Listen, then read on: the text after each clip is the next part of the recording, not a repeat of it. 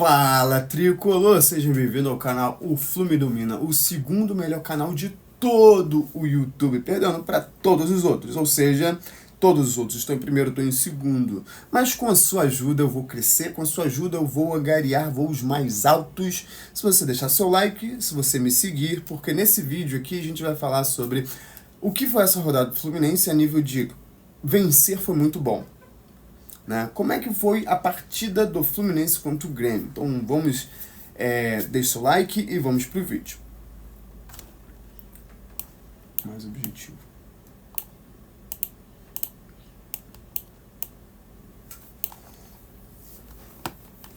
Então vamos lá.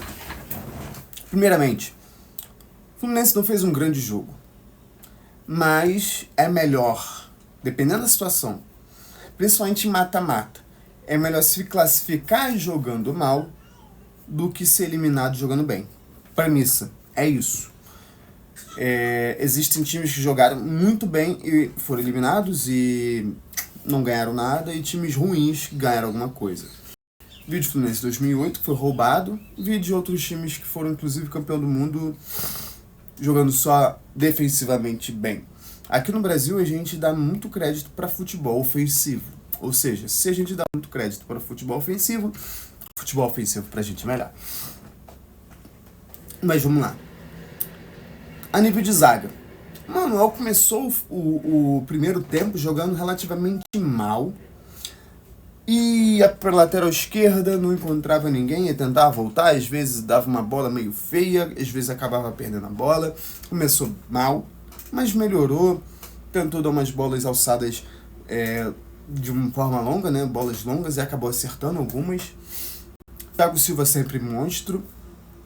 E nisso que ele se machucou, o Thiago Silva, no final da partida, ele mesmo machucado, tentou interferir, indo lá pra frente, para não deixar o Fluminense, tentou atrapalhar de alguma forma, o ataque do Grêmio, quando o Grêmio estava com a bola já no final do jogo. Samuel Xavier acabou recebendo um cartão amarelo por demorar um pouquinho na cobrança ali de falta próximo ao final do segundo tempo. E o engraçado é que eu achava que ele estava dando cartão amarelo pro Renato, porque o Renato estava falando com o Samuel. Eu fiquei assim, ele deu falta pro Samuel Xavier, sendo que o Samuel Xavier estava recebendo do Renato. Não entendi muito bem. Mas enfim, se eu não me engano, acho que foi o Samuel Xavier, por conta desse cartão, de estar fora do próximo jogo. O próximo jogo é contra o Bahia. Guga calou minha boca.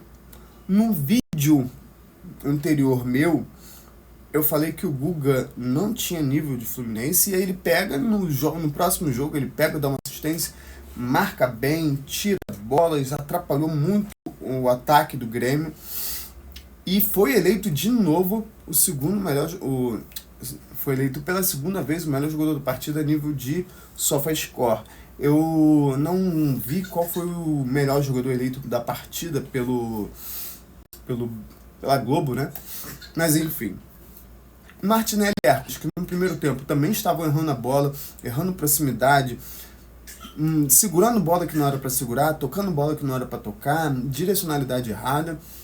Acabou que depois dali do meio do primeiro tempo eles melhoraram, o segundo tempo jogaram, o Martinelli jogou muito bem até sair, o Herculles saiu no intervalo, o Ganso, que jogou muito bem, tentou dar uns passes em verticalidade, e eu senti a falta disso, dessa bola para frente. Martinelli fez isso contra o Internacional, eu senti a falta do que o Martinelli fez, do que o Martinelli fez ontem, do que o Ganso fez, viradas de jogo, encontrando caras desmarcados do outro lado. Tava sentindo falta disso no Fluminense. Em vez desse toca lateral aqui, parecia que tava jogando de novo com dinizismo, inclusive no início do jogo, Inclusive, quem assistiu o jogo pelo Sport TV deve ter escutado que o narrador falou que tinha gente falando isso daqui não é dinizismo não, porque tava aparecendo esse toque de bola, o goleiro começa a bola no tiro de meta, toca aqui, toca ali, daqui a pouco volta no Thiago Silva, e tava sem verticalidade, o futebol tava muito horizontal e não tava dando gols de ver. Serna, e aí se você estiver observando aqui, o Serna tá com nota 6.6. Essas notas, elas, vamos ver as estatísticas dele. O Serna é sempre um jogador que perde muita bola, deu 89% de passe certo dos 27 que ele tentou. 2 desses passes foram decisivos pra caramba, não teve finalização no gol. Ele tentou 7 dribles e acertou 1. Dos 15 duelos pelo chão, ganhou 6. E aqui não tem... E teve 14 perdas de posse de bola.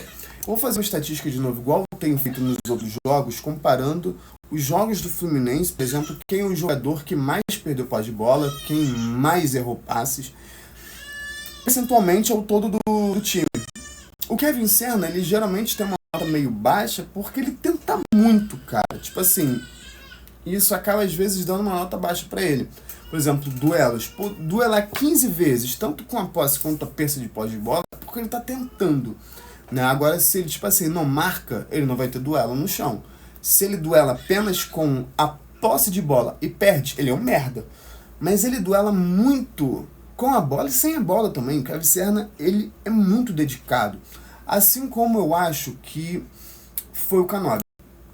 O Canóbio entrou no segundo tempo e o time melhorou muito. Né?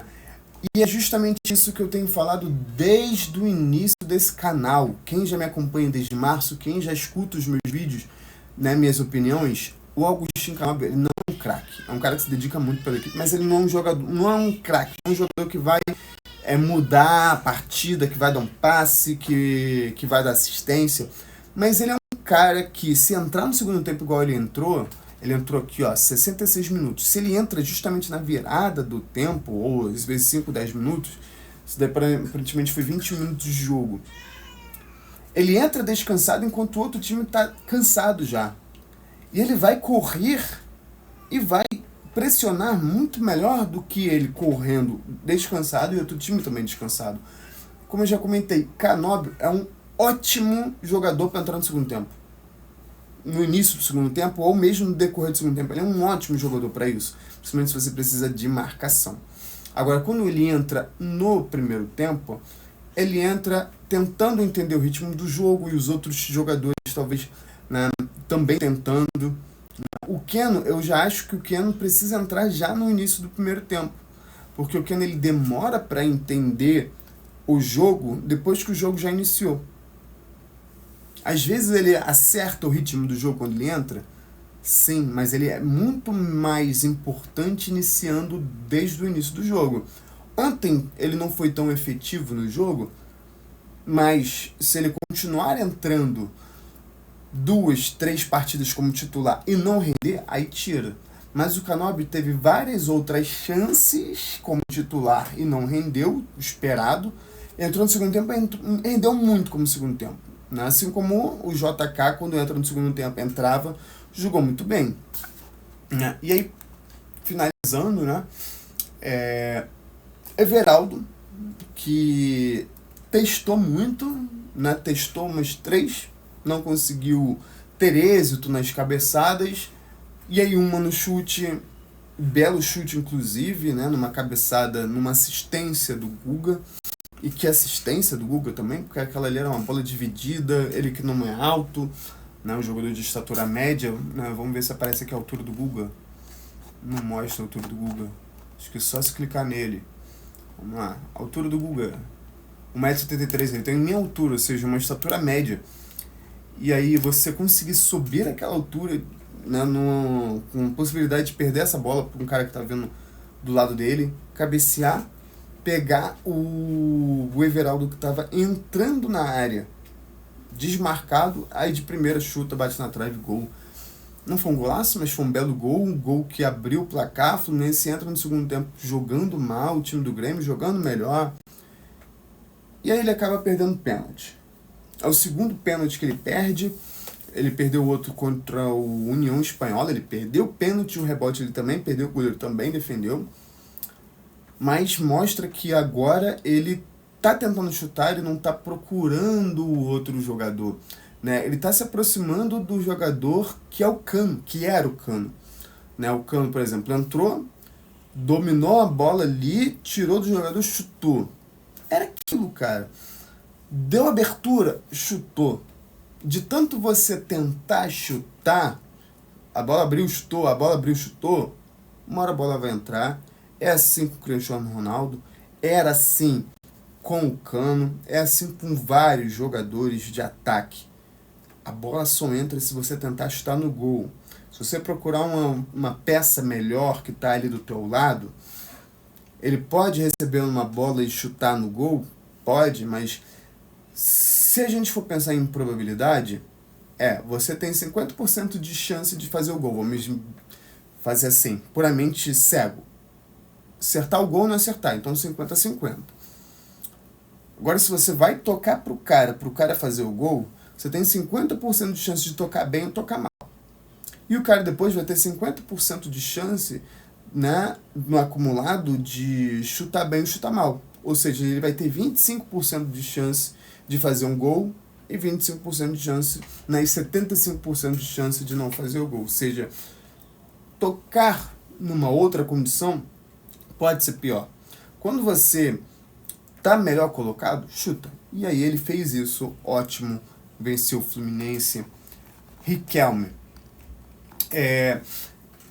Inclusive, se você quiser que eu comente, por exemplo, sobre o que acontece com alguns jogadores da base, em específico Fluminense, eu que sou professor e ensino para adolescente, se você quiser saber mais ou menos a cabeça de adolescente, deixe seu comentário aqui, em específico jogador, deixe seu comentário aqui, porque jogador que está subindo é muito curioso, e em específico jogadores lá de Xerém. Né? Para quem já viu Xerém, para quem já foi em Xerém, eu morei em Xerém, é curioso. O Riquelme, Felipe, ele tem o estereótipo do jogador que desde sempre foi chamado de craque, porque ele jogava ali, às vezes, com um jogador mais novo, com um jogador da mesma idade, uns jogadores um pouquinho mais velhos que não jogavam bem, e aí ele sempre se destacou.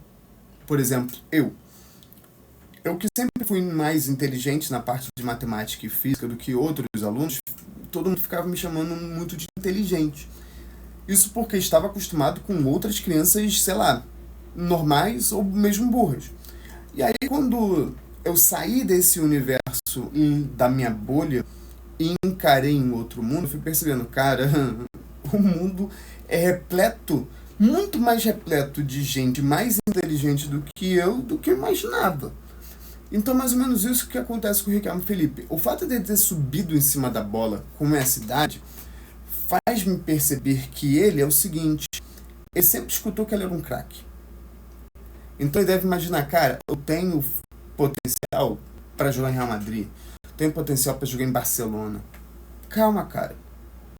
Calma. Tu enfrentou ali gente da sua idade, gente mais nova que você, que, tipo assim, tá com o pé no chão, que sabe que o futebol da base pode dar futuro, mas se fizer tudo de uma forma meio desgrenhada, pode acabar dando em nada. E aí a forma com que ele tá lidando, tá aparecendo com o Miguel, com o Marcos Paulo, tipo assim, cara, eu tenho futebol melhor do que isso aqui, pode fazer ele tendo o mesmo destino do Marcos Paulo, porque é aquele cara que sempre escuta que é craque, mas quando entra mesmo para jogar contra os profissionais, contra outros possíveis craques, acaba não desempenhando o seu real futebol, porque ele pensa que se mostrar o real futebol dele e não for aquilo tudo, ele vai se frustrar. Porque na cabeça dele ele precisa validar tudo aquilo que ele sempre escutou, que ele era um craque. E aí ele sempre brinca. Porque se no momento em que ele não brincar e jogar sério, se ele jogar sério e não desempenhar bem, vai ser uma frustração para ele, porque ele não vai ser aquele craque que ele sempre escutou. Então, existem vários Riquelmes Felipes na base de diversos clubes. Assim como existem jogadores, por exemplo, como o Isaac, que se cobra, como o Martinelli, que se cobra, que são jogadores bons, que têm humildade, que sabem que tem potencial, mas que são pé no chão. Cara, eu tenho que angariar meu espaço, não vou tentar pular etapas. Martinelli entrou lá em 2019. Olha, Martinelli entrou no time profissional antes do André, e o André foi vendido antes do Martinelli. Martinelli que contra um Corinthians, sei lá, fez gol, não lembro agora se foi contra o Corinthians.